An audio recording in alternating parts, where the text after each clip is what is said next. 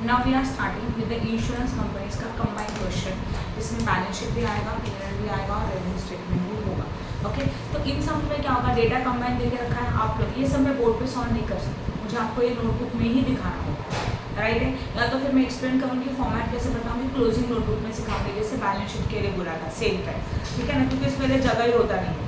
Okay, now following is the figures from the books of the Oriental Fire Insurance Company Limited at the end of their financial year ended 31st March 2018. Fire fund का मतलब होता है opening reserve for unexpired risk. इसको क्या बोला जाता है, opening reserve for unexpired risk. ये देखे रखा है।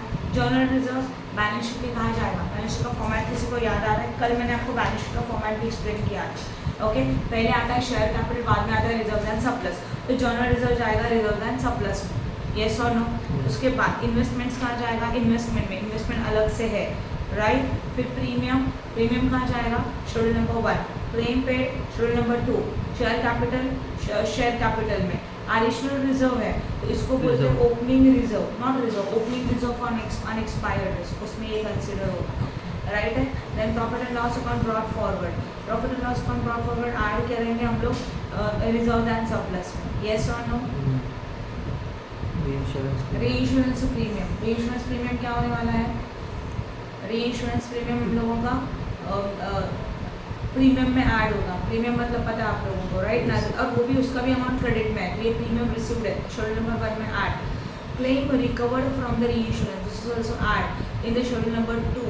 देन क्लेम और commission on the reinsurance ceded वाला शेड्यूल नंबर 3 में माइनस, याद आ रहा है ना, कमीशन का शेड्यूल नंबर 3 है, सीडेड ऑलवेज माइनस होता है तो माइनस करेंगे। Then commission on direct business 3 में क्या करेंगे, add. Commission on reinsurance accepted 3 में क्या करोगे, ऐड। देन आउटस्टैंडिंग प्रीमियम में आएगा, राइट है। और आउटस्टैंडिंग कौन सा है वो नहीं दिया उन्होंने, ठीक है, उसके बारे में सोचेंगे हम लोग कि ओपनिंग है कि क्लोजिंग है। Claim intermediate but not paid, ये ओपनिंग है तो क्लेम में क्या होने वाला है, ओपनिंग है तो क्या होगा बोलो, क्लेम में लेस, शेड्यूल नंबर 2 ना, opening less and closing add होता है। एक्सपेंस ऑफ मैनेजमेंट, बस इतना ही बोला है, तो ये जाएगा ऑपरेटिंग में 4 में। ऑडिट फीस बोलो कहाँ पे जाएगा, ऑपरेटिंग में, राइट ना, ये भी ऑपरेटिंग में। डायरेक्टर फीस ऑपरेटिंग में 4 में। रेंट टैक्सेस, रेंट पेड, ये भी ऑपरेटिंग में। Interest on investment, right. अब ये जो इंटरेस्ट ऑन इन्वेस्टमेंट का जो अमाउंट है रेवेन्यू अकाउंट में जाएगा, यस और नो। रेवेन्यू अकाउंट का वो 4th वाला पॉइंट इंटरेस्ट ऑन अकाउंट है। उसके बाद आता है शेयर ट्रांसफर फीस। अब मुझे बताओ रेवेन्यू अकाउंट में शेयर ट्रांसफर फीस के लिए कहीं हेडिंग है क्या, नहीं, तो ये जाएगा P&L, profit and loss account. Loan debit भी है, डेबिट मतलब ये एसेट्स है तो इसको बोलते हैं लोन इज गिवन, बराबर ना। तो लोन जब यहाँ पे आता है तो इसका मतलब लोन डेबिट है, तो loan is not a liability, तो लोन्स जाएगा लोन्स में, मतलब बैलेंस शीट के एसेट साइड में। एसेट्स क्योंकि वो डेबिट में, क्रेडिट में होता तो लाइबिलिटी होता था, तो बोरिंग में जाता था। Creditor is a what, liability. Then agent balances, debit बोला है, एजेंट बैलेंसेस डेबिट है, मतलब 1,80,000 का अमाउंट है। इसके अभी इसके बारे में कुछ फिलहाल पता नहीं, देखते हैं क्या करना है, वो एडजस्टमेंट वगैरह कुछ दिया रहेगा तो उसके हिसाब से सेट करेंगे, ठीक है ना। उसके बाद next one is what, cash in and cash out, बोलो cash in and cash out में कहाँ जाएगा, वही, यस, एसेट्स में, बैलेंस शीट के एसेट्स में, करंट एसेट्स में जाएगा, दोनों के दोनों, बैलेंस शीट के एसेट्स में, करंट एसेट्स में जाएगा, राइट है। समझा कि नहीं समझा, ठीक है। देखो एजेंट का बैलेंस है वो भी डेबिट है, दो चीज़ें हो सकती है, एक तो ये एक्सपेंस हो सकता है या तो एसेट्स हो सकता है, क्योंकि डेबिट में अमाउंट है मतलब, बट ये एक्सपेंस तो है नहीं, तो ये जाएगा कहाँ पे, एसेट्स में जाएगा, एडवांसेस में। एडवांसेस का एक हेडिंग है देखो एसेट्स में, एडवांस एंड अदर एसेट्स, उसमें लिखोगा advance and other assets. From the above you are required to prepare a revenue account, हम लोगों को रेवेन्यू अकाउंट प्रिपेयर करना है, profit and loss account prepare करना है, बैलेंस शीट प्रिपेयर करना है। Income tax should be provided 2,50,000, बोलो इनकम टैक्स कितने का है, 2,50,000। हाँ, इनकम टैक्स का 2 इफेक्ट, पहला वाला लाइबिलिटीज में, प्रोविजंस में, राइट, तो प्रोविजन में जाएगा प्रोविजन फॉर टैक्स में, तो first effect balance sheet, liability, provision for tax, यहाँ तक तो समझा, यस। एंड इसका दूसरा इफेक्ट P&L में जाएगा, प्रॉफिट एंड लॉस अकाउंट, ये रेवेन्यू स्टेटमेंट में नहीं आता, क्योंकि जो भी आप टैक्सेस भर रहे हो वो कौन से भी इंश्योरेंस का हो सकता है, इसके लिए P&L में जाएगा।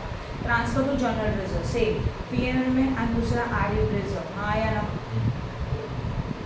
प्रोपोज्ड डिविडेंड 12% देके रखा है, तो डिविडेंड का भी 2 इफेक्ट, एक प्रपोज डिविडेंड मतलब डिविडेंड पेड करना है, तो डिविडेंड का एक इफेक्ट आता है एप्रोप्रिएशन पीएनएल में लेस एप्रोप्रिएशन में जाएगा, एंड दूसरा वाला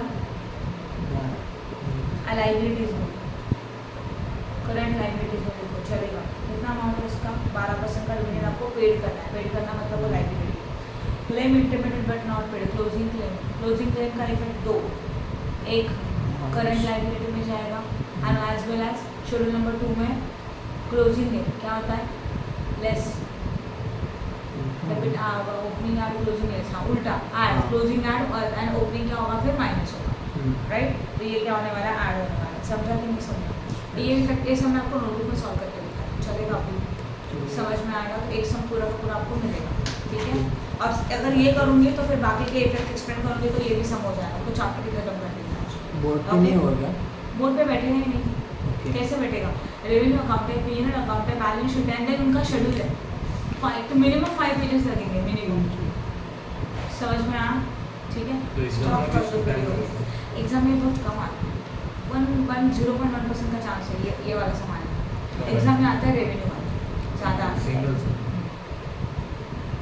ओके स्टॉप कर दो